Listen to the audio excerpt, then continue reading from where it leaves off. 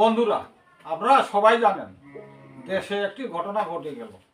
গত 5ই আগস্ট 2024 সারা দেশের ছাত্রছাত্রীরা তারা চাকরির দাবিতে আন্দোলন সংগ্রামের মাধ্যমে শেখ হাসিনা দেশ ছাড়েন। তারই একটি গান শোনাবো। গানটি আমার লেখা, গানটি শুনবো আমার।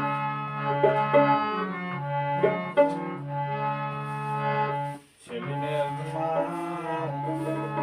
কোথায় যাবো, একটা পান খাইয়া